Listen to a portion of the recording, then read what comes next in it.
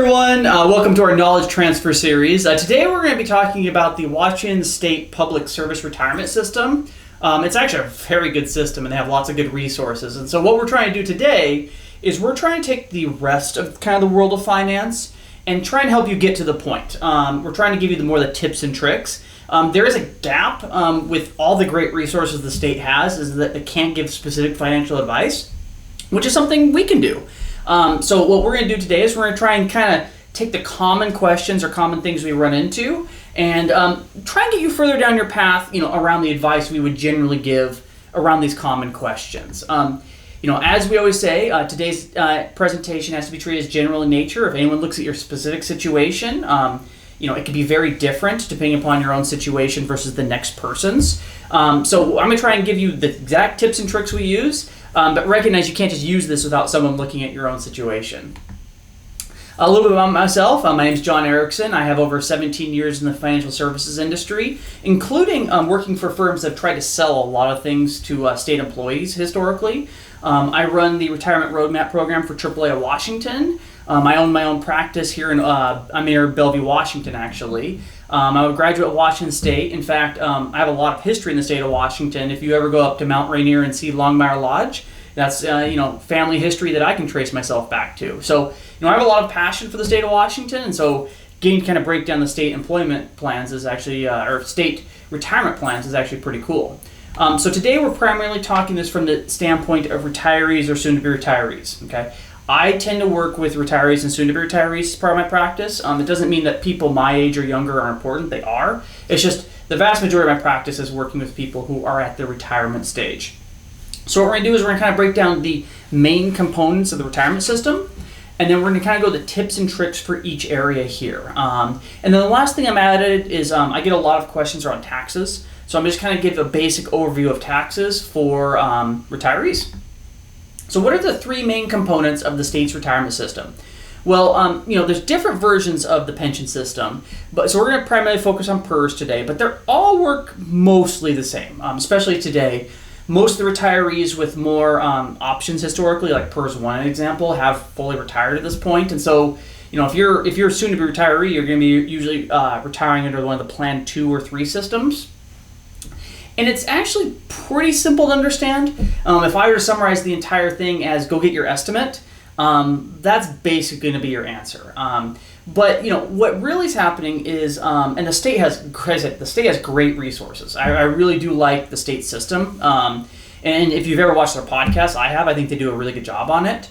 But if I was really going to kind of boil this down to, if you have a Plan 2 pension, you take however many years you've worked, you kind of look at your last paycheck, and you multiply, those years worked times 2% or times 2, and that's about the percent of your paycheck you're going to get replaced.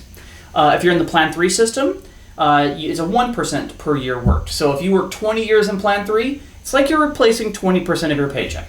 If you work the same 20 years in Plan 2, it's like you're replacing 40% of your paycheck. Okay, and it does have a cost of living adjustment. So it's a really good employment perk. Pensions aren't around for a lot of employees anymore, and so this is pretty solid actually when you look at it.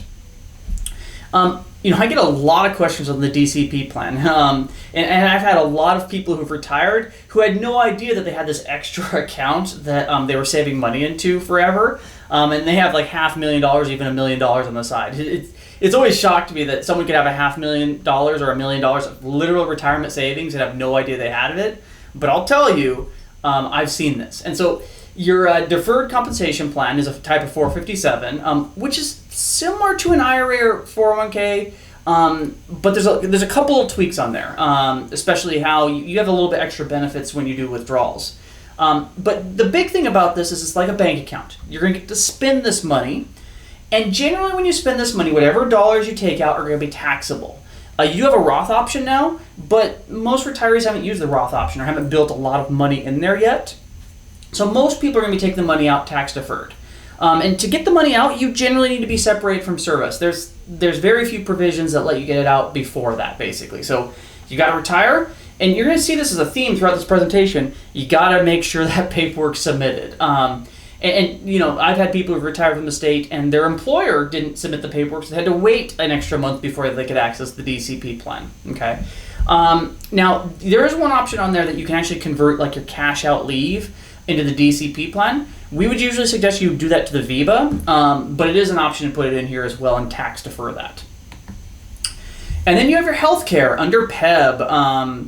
And PEB is like the overarching healthcare system for retirees as long as you stay within the state of Washington system. Especially if you move out of state, you might actually leave the state of Washington system. You might not choose one of their options.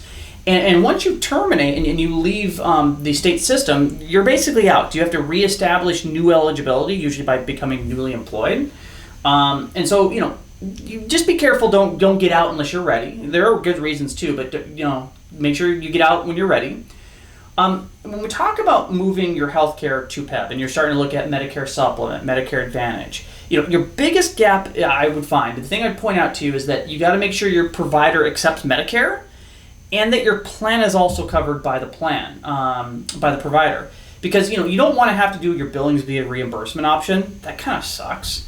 You want to have them bill the plan directly, and you want them to accept Medicare so that you're still there. And I would usually suggest you go to your medical providers to get this information. You can go to the plan and see what's covered, like what networks they have. But I actually prefer going to the hospital directly and kind of figure out where the gaps might be, because they're the ones who have like gaps within their system that they can tell you about typically. Maybe somehow within their hospital, the groups who draw blood, the phlebotomists, are a separate billing entity, and for some reason they're not covered. The providers are actually your also biggest gap, because what if you have cancer and you're active retiring because you're becoming disabled? I've actually retired people from the state who were actively sick and with serious conditions. And you just want to make sure that the provider's going to accept certain things, especially as you transition to Medicare later on there. When you look at your pricing sheet for PEB, you're going to see a whole bunch of different jargon terms. You're going to see some big price differences, even within the same plan. 95% of the price differences you're going to see on there, the big price differences are you retiring before 65 or after 65, right? If you retire before 65, Medicare is not picking up the tab. Your employer is actually picking up that tab right now typically, but Medicare is not picking it up until you hit 65, so that's why it's so much cheaper for the exact same plan, and it's all about who's 65. Is your spouse, things of that nature. And then once again, it's all about dates on forms, all right? If you want your health insurance to kick in 4/1, you better have it signed by 4/1, and because they can't backdate it. You can't turn it a day late or 2 days late. You got to wait a month basically. So I usually suggest get your form set up early, and you'll get through that pretty solid. So that's your three basic plans. You have your pension plan, you have a savings plan, and you have your health insurance basically through the state. Now, the problem with PEB, and PEB, as I would say, is the hardest area to understand, though maybe long-term it's not as financially significant as the other options, weirdly enough. But when we talk about all these different terms, Medicare, A, B, C, D, PEB, SEB, which SEB converts to PEB, your VEBA, SHEBA, your supplement and your advantage plans, a lot of terms in here, and you're like, what do all these terms mean? Like, if I was to get to the point, I would actually suggest you not worry about these terms. I would really focus on buying a plan, making sure that what you want is covered, and not worrying about as much about the overall terms. The terms actually do have significance. That's not the issue. The issue is that the terms knowing exactly how an A, B, C, D plan works probably isn't as valuable to you as it would be for someone who works at SHEBA, as an example. Okay. The other thing too is watch out that you see those pricing sheet. You do have to pay Medicare Part B and sometimes Part D, and I'll talk about that later, but you see your price on there. Let's say it says $180 a month. That's not the end of your healthcare story. You also have to pay Medicare Part B and sometimes D. So I say the typical retiree is paying somewhere between $400 and $600 a month for their insurance in retirement, typically. The last thing just to mention is when you retire, Medicare looks back 2 years for your income for Part B. And you oftentimes make more before you retire. Not always. As I said, the pension system's good, and a lot of people are good savers. So sometimes they make more in retirement. But sometimes when they do that look back, you made a lot more, and they're going to give you a big penalty under what's called Medicare IRMA. And so just recognize that your pricing for Part B is a 2-year look back. So let's dive into some of these areas here. Let's go to some common questions and tactics. Things that get put to me all the time, and that I'm like, okay, well, this is a good idea, and this might not be a good idea, right? And you're gonna find that most of my answers are, the state plan's pretty good, and I would love to make money, but you probably should maximize the state plan. I'm held to the fiduciary standard, and and which is a good thing. And most of the time, you're gonna find I'm like, oh, the state plan's pretty good. You should maximize that. But let's dive into some of this concept. So your pension plan. When you look at your pension plan, you're going to see you have option 1, 2, 3, or 4 typically, especially if you have a spouse, where it's going to pay you the rest of your life, and when you die, it basically stops. And when you had a joint option on here, like 100% joint and survivor, you're going to get a lower amount of money. Okay, and that lower amount of money is material. I mean, that's a good chunk of money that you're not going to have. But when one person dies, it keeps the payment going at 100% for the other person. And when you look at surviving spouses on either side of the equation, they tend to get hammered by taxes a little bit harder. They're going to typically lose income from one of two Social Security amounts. And it's actually pretty critical typically for a remaining spouse to have their income kept as high as reasonable possible. So we would usually suggest when you're looking at these options, if you have a spouse, you're going to want the 2/3 or the 100% option because of those problems. But you might actually look at the difference between the 100% spousal option, and I'm just going to take it all and let it ride, and if I die, the payment's going to go away. And you might see that difference if you did the math there between the single life and the 100% survivors, about $686 a month. And I've had a lot of people ask me, well, what if I bought life insurance to cover that? I have this $686 a month gap, and if I used, say, even half of that to buy life insurance, I would be ahead $300 a month. That could be a lot of money to a lot of people, $300 a month. And I sell life insurance. In fact, half of my office, I do financial planning, but half of my office is a life insurance brokerage. And so, I can get a good estimate for most life insurance amounts. And I've always struggled with this concept. This is actually one of those problems where a high success rate is really bad for me, because that means if I work with enough people, when failure occurs, it's so catastrophic that I can't have that person walk into my office. So you're going to find as I go through the math, I don't like this idea of buying life insurance to cover your pension. And here's the basic problem you're going to run into. If you're this age and you run quotes for yourself, and you look at term life insurance versus guaranteed life, which is guaranteed life is something that's going to, as long as you make your payments, it's guaranteed to go to a certain age. The problem with term life insurance, if you ask the basic questions, is what happens if you die early? So the math is initially working here, roughly. If you buy a 20-year term, you could pocket the difference here, because if you're super healthy, it might only be $200 a month. And if you're if you're more average, it might be $350 a month, just very roughly. And that would let you pocket some extra money. So you're like, okay, this is kind of good to start with. But what happens if you die and you're 21? The insurance isn't there anymore, not realistically. And so you have this problem here of if you die late, the insurance isn't there, and you can really hurt your spouse. If you die early, is $250,000 actually enough to fix the problem? Right, I threw that number out there. Most people look at $250,000 like that's a lot of money.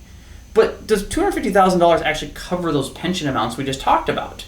Then if you try and fix it by buying probably what's more appropriate type of insurance, something that's guaranteed no matter what age you live to, you spend so much on that it really makes it not worth it. And so, when we do this calculation, is $250,000 enough life insurance to fix the previous calculation? Well, we have to figure out, how much is that insurance amount we're talking about? How much money would it take to replicate that pension? So I'm a financial planner. I do investment management for people. If someone had to be a pool of money, I can generate income off of it, and I can give that money back to people. And I have all sorts of different ways to do that. It's like I don't have to just do investing. I can buy products. There's lots of ways to do income planning. And so what I did is I did a present value calculation. I tried to figure out if I wanted that income stream we talked about, how much money would someone have to give me to kind of replicate it? And I came up with about $383,000 to do that. If I only bought $250,000 of life insurance, and it takes me about $383,000 to replicate that income stream, if someone's to invest it, that's a problem. I've underfunded this by a significant amount on those benefits. Now, exactly when someone dies, internal rates of return, withdrawal rates, all this stuff actually really matters. So the math can really change depending upon which factors you want to use for this. But I'm just going to point out that if I use the factors that I'm comfortable with, someone walking into my office 25 years from now, and they use this strategy, I'm probably not going to be comfortable without a higher amount of life insurance here. And then if I was to buy just an annuity, so the pension when you buy a pension or you have a pension plan, you can actually take a lump sum and buy an annuity that does most of the same things from an insurance company. They themselves would point out that it would cost roughly $562K to buy this yourself, right? So if I looked at purchasing insurance for someone, life insurance to cover the pension plan, I would suggest you probably need at least $500,000 in this case, which wiped out all the savings. So I don't like buying life insurance to maximize a pension plan because it typically the life insurance you need to buy to make the math work typically wipes out all the savings you're going to get. It would make me a great commission, which would be a conflict of interest. So if it was a great strategy that I could just confidently tell everyone to do, I would do that because I can earn commissions. But I can't do that here because it just doesn't make sense. And it actually makes sense why it doesn't make sense because do you remember that commission thing? Your pension plan and life insurance are basically the exact same math and opposite, right? One is going to pay you a chunk. One is you pay into it a little bit of money, and then when you die, it gives you a big chunk. The other is take a chunk of money and pay someone a little bit of money over their lifetime. It's the exact opposite math is how it works. But the insurance company typically has lower rates of return right now than your pension plan. And it typically has to pay someone like me commission. So there's a lot of drag on what insurance companies can do versus what the state is doing right now. There was a time in my career, long ago when I first started my career, that was actually not true. But that hasn't been true for most of my career. The state typically wins on the math. The other thing is this concept of purchasing service credit. When you retire, you're going to have this option to purchase usually up to 5 years of service credit in months. And you got to get an estimate. Once again, get your estimate. The estimates are great.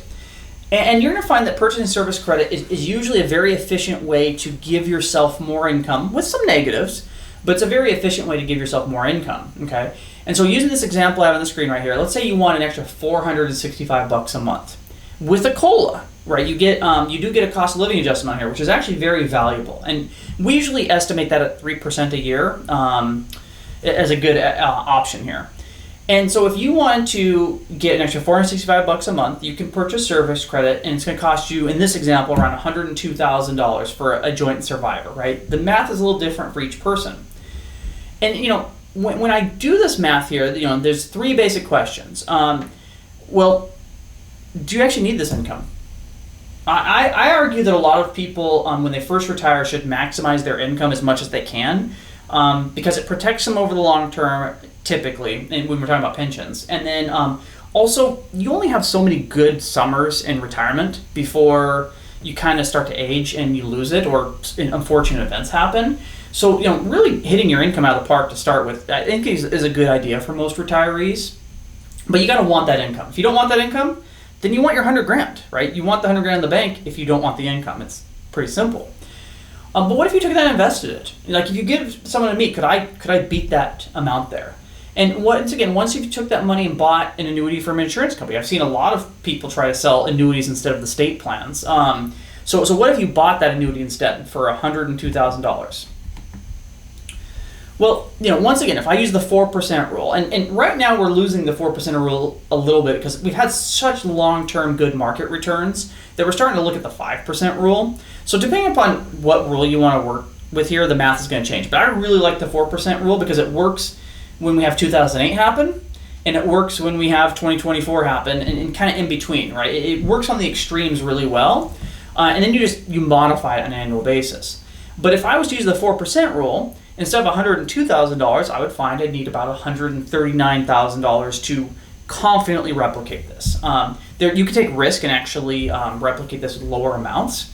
But to confidently replicate it, I would say I would need more money.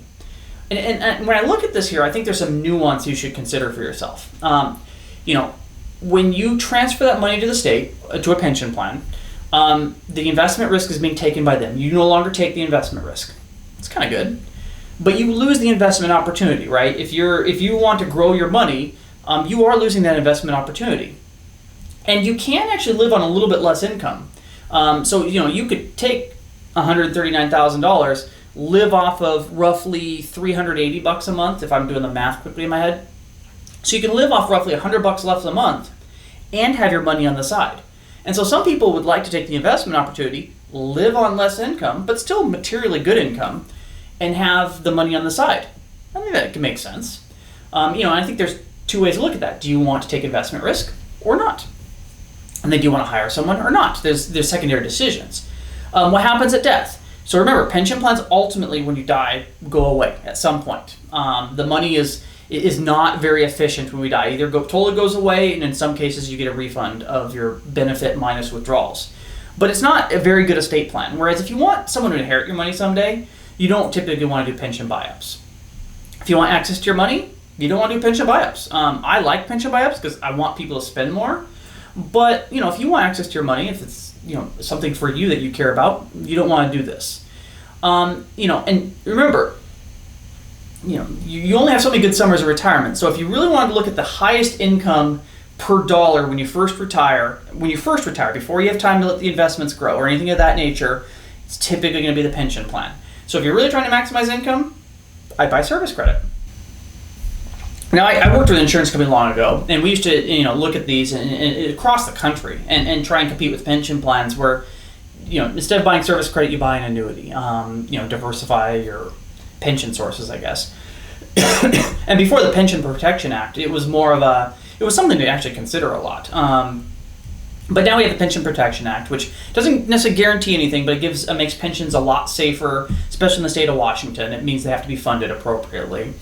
And if we took this money and bought the exact same income stream from an insurance company, we would see that it costs roughly $20,000 more to buy this income from an insurance company. So I would suggest to you that the state's service credit, your purchase service credit, is around 20% better than what you could do with a publicly bought annuity. And a lot of times when I point that out to people, they're like, oh, this is a pretty good deal.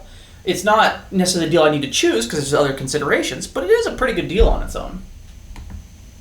And as much as I love to sell you annuity, because once again I can earn commission selling that, it's not necessarily appropriate when you look at this. Now there's another thing called the TAP annuity, and a lot of people who retire in Plan 3 have access to what's called the TAP annuity. And it's like buying those insurance company annuities, but you buy it directly from the state, and you typically have better factors, right? The factors are very similar to purchasing service credit, but just slightly worse. It's one of those interesting things. People are like, well, what should I do? Should I buy service credit or the TAP annuity? And I usually say buy your service credit and then add on with the TAP annuity.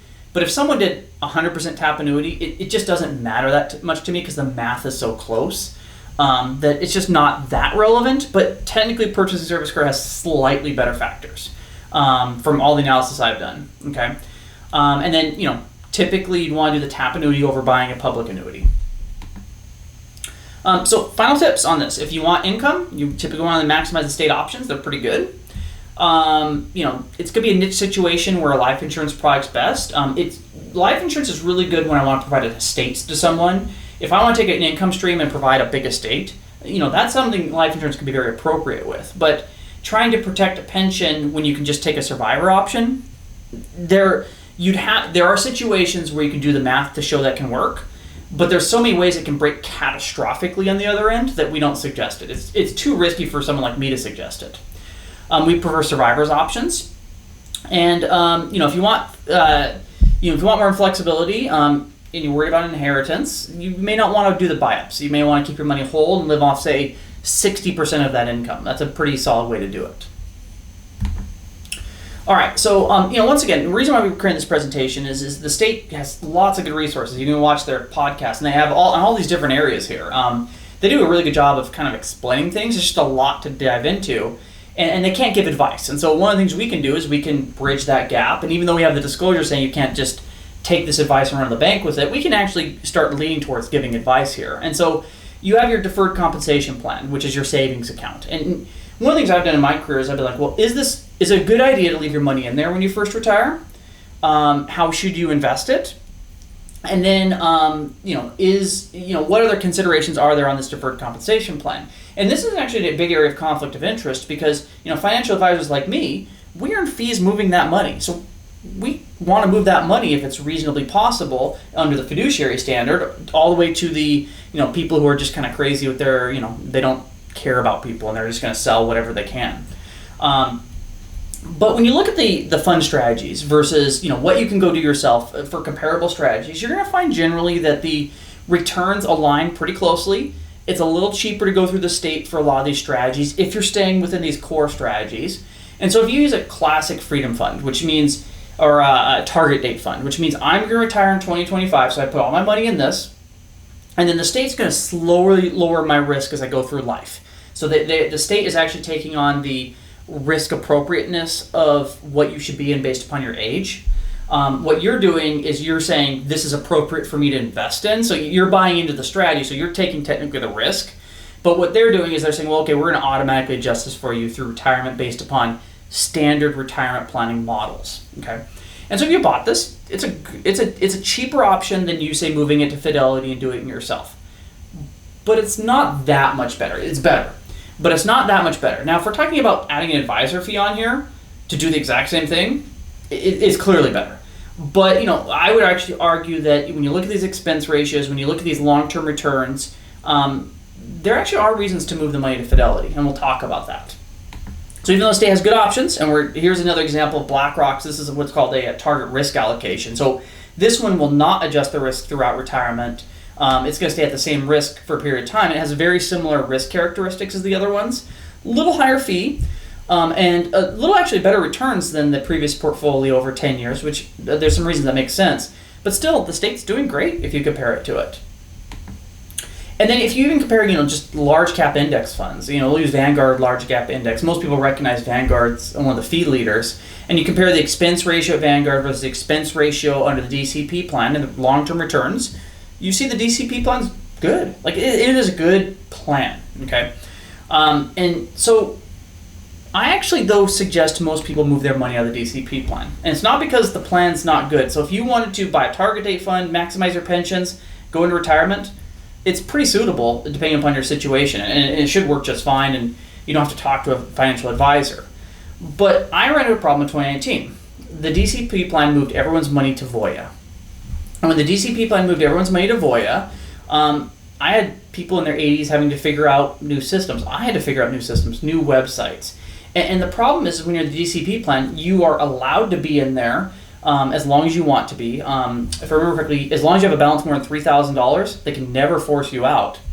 But as they move around, if they move from Voya to somewhere else, you got to learn the new system. And if you're learning this new system when you're 85 or 90, that can be hard. And if you're trying to coordinate between maybe a DCP plan versus a Fidelity account or a Vanguard account versus whatever financial institutions you're using for different accounts, I actually would suggest if you look at the fees and you look at the rates of return, it's pretty okay to consolidate it all in one place, not at DCP, because of this problem right here. That's very different than hiring an advisor. That's a secondary decision, I think. But this is I think this is a good idea to consider to start with. And part of the other reason is limited fund selection, right? Now you can buy CDs or annuities at places like Vanguard, Fidelity, Schwab directly, through the brokerage account. And you can't necessarily buy all these different investment options through the state. So while they have really good, solid core funds, and they have good, solid strategies at low cost and good returns, it's not necessarily robust. And using CDs as an example, that's a very classic one someone might want instead of bond portfolios. You just don't have that option. And then lastly, DRS and DCP can't give investment advice. So that's where, if you're the type of person who's stressing about the market, if you don't know what you want to invest in, and you're like, I'm looking at my thumb and this is okay, that's where you actually might want to hire someone just in general, because I sometimes say I don't beat the market, I beat the average person all the time. And that's I can't guarantee that, but that's really what my core function is, and that's where you may want to talk to someone else at that point. So PEB, health insurance for retirees. If there's one area that people have a lot of stress on, a lot of questions on, it's going to be the health insurance component here. And I don't sell health insurance in my office. I have no conflicts of interest I know of dealing with Medicare. So this is my experience dealing with retirees through the state and some tips and tricks around your health insurance when you first retire. Now, I had our intern in our office pull the very specific pricing off your sheet. So every year you get your sheet showing how much it costs for different plans. And If you notice here, the prices here, this is for a single person. If you know bigger prices, you're going to see prices for couples that are bigger, and you're going to see prices for people who are before age 65. So the sheet at first is kind of complicated because all these different numbers jumbled together. And, if you're under 65, you're not getting the Medicare subsidies. Or if your spouse is under 65, you're not getting the Medicare subsidies. That's where all your bigger prices come from. I usually suggest the average retiree spends about $400 a month on health insurance in general. And that's my basic line for 2024. So you have all these options here. And the question is what do you do? What do you choose? Like, why would you choose one of these over the other?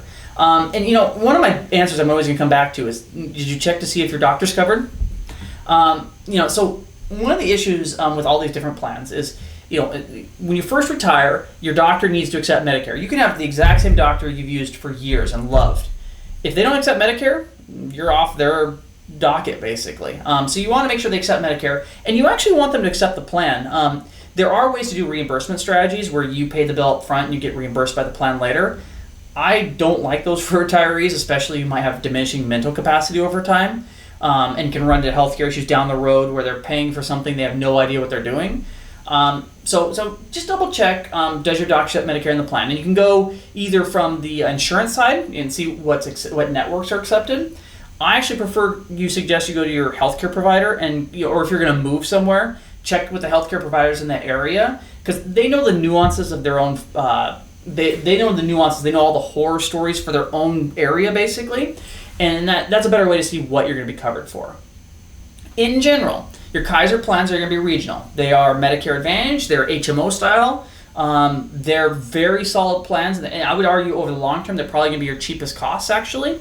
But you're gonna be locked into the Kaiser plan. So if you're in Kaiser and you want to say you get cancer and you want to go to Swedish or the Cancer Care Alliance, things like that, you're going to get referred out of there to ever do that, or you're going to basically stay within the Kaiser plan.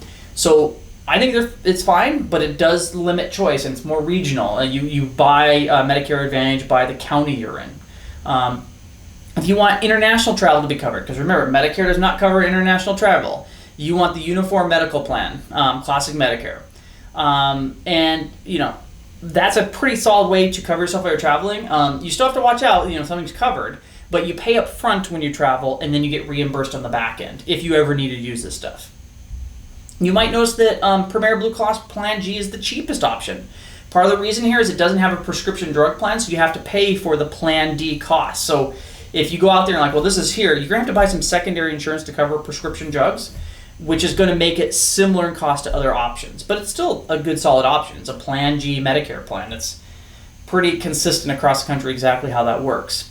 One of the things you're going to find, and we'll talk about the VIBA later, is we usually suggest you max out your VIBA and then use it to pay your plan costs in retirement because it's a way for you to save money tax-free and then get money out tax-free. And it's hard to beat tax-free on both ends. All right, so then some suggestions. PEB and the VIBA. So when we talked about here the VIBA, and we're going to talk about this more, the VIBA is a form of HRA. And I get a lot of questions about the VIBA right when people first retire because you can dump in your non-used vacation time and things of that nature into the VIBA, or you can take it as cash, or you can dump it into your DCP plan. And I usually like people to dump it in their VIBA because you get to put it in tax-free, you get to take it out tax-free. There are, if you want a chunk of money, I get taking it as cash, but I would say this is a pretty good solid option using this HRA here. All right, so we've gotten through some of the talks about the healthcare, right? And I kind of simplified it, right? I took a whole bunch of information, all these different codes. I said, this is generally how it works. Here's your basic plan costs. Here's what you want to choose. We're going to flip over and talk about taxes that retirees pay. One of the things I run into a lot in my practice is what are the tax rates that your average retiree pays and how it affects your decision points. Because, a lot of times I get people saying, well, I don't want to take money out a certain way because of taxes, or I want to take a pension a certain way because of a tax situation. And then I ask, well, can you calculate what that tax is? And I get more generic answers. So let's really dive into some of the taxes and how it works for retirees, because you may have never paid attention to this before. So in general, most retirees that I work with in the state of Washington pay less than 12% overall taxes. in retirement. And the reason is when you talk about maximizing your tax bracket, when you're in the 22% tax bracket, you didn't pay 22% on all your money. You paid 0% on your standard deduction. You paid 10% on that component below it, after it. You pay 12% on that component after it, and you only pay 22% on each additional dollar that you go above the next number. And so when you look at the math here, and this is me kind of calculating this out to explain to you, if you had $80,000 of income and you compared it to the previous slide, you'd be in the 22% bracket. And you may tell me, I'm in the 22% bracket. But I'd point out to you that you're at 10.9% average taxes because you had a standard deduction here. You had the 10% bracket, you had the 12% bracket, and by the time you get up to 22, so much of the money was at a lower bracket that even though the 22 is there, you're really only averaging 10.9%. And so, a single person living on $80,000, annually is really living on close to $6,000 net of federal and state taxes a month. Okay, and around 11%. And single people pay typically higher taxes in retirement than couples do. Now, every additional decision, this is the important piece, every additional decision, you buy a car, you do something with your roof, you give money to kids, whatever you do with your money is at 22%. So your average taxes, what you expect on an annual basis is 10.9%. But whenever you do something special, you're going to be 22%. And so when we're talking about attacking your tax bracket in retirement, it's all about maximizing your math until you get to 22, and then knowing it hurts a little bit more once you're at 22. Now for couples, and this is not living on double the income, it's living on 50% more. This is a couple living on almost $10,000 a month of income. And they're averaging about 8.6% average taxes. And they haven't even hit the 12%, the 22% number. They're in 12% right now, which means you can maximize this bracket. You can actually do some other crazy things, Roth conversions, things like that. So recognize that in retirement, you typically pay fairly low taxes. And you'd be surprised how that works, actually. Now, it doesn't mean that you'll always pay lower taxes. It doesn't mean the government can't make changes. But this is general status quo. And even if you were living on $300,000 a year, and this is for a couple, and you were taking out in the least tax efficient strategy possible, you're going to average about 17% taxes, right? You're never going to actually average 22. And every additional dollar is at 24%, so it's starting to get more and more painful. And if you do some type of tax planning, you might usually be able to lower those taxes from there. Save around $9,000 a year roughly. So when you look at your pension, when you look at all this income coming in, you're going to have a very static tax situation. You're going to have Social Security, you're going to have pension, and you're going to have DCP that's taxable. And so it's going to hurt because it looks like everything's being taxed, and it is. But you're generally going to be less than 10% taxes, generally. And so I would not massively worry about taxes. You need to understand it. Now, Medicare IRMA. Remember I said that the average person pays roughly $400, $400 to $450 for health insurance in retirement? Well, if you look at Medicare IRMA, you're going to pay an extra $230.80 for Part B if you're in the 97 to 123 numbers. And this was for 2023. And that extra $230 a month is added to your health insurance. So if you're paying $200 for health insurance and you're paying $230 for Part B, you're paying about $430 all in. And that's true for couples as well. You're going to add Part B for both of you when it happens. And Medicare's IRMA, this is why you have to control income or control your taxes. It's kind of annoying. It's like a pinprick. You shouldn't retirement plan around Medicare IRMA unless you're really close to the line. But as my mother-in-law always says, it's like this pinprick. Whenever you go over the line, it hurts.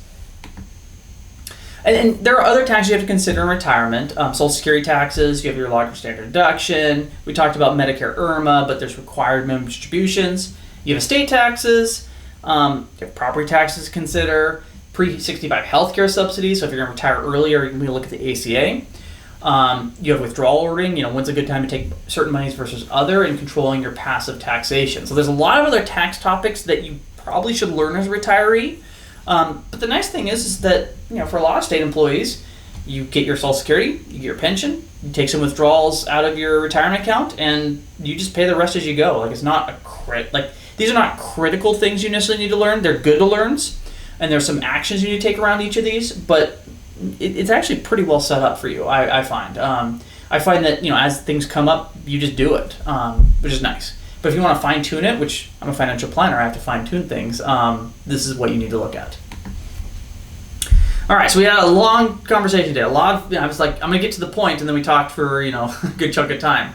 My name's John Erickson. I have over 17 years in the retirement services industry here in Washington State. If you have any questions, you're welcome to bug me. I am, out there as a financial planner people can hire or work with. But beyond that, I answer people's questions all the time because, as I've been training our intern, you help people out, you get as many people down their path as possible, and a certain subset are going to want to work with you. So, if you're worried that, you're taking my time and, I'm going to be a big sales pitch or you just feel bad about taking my time, don't. I love what I do.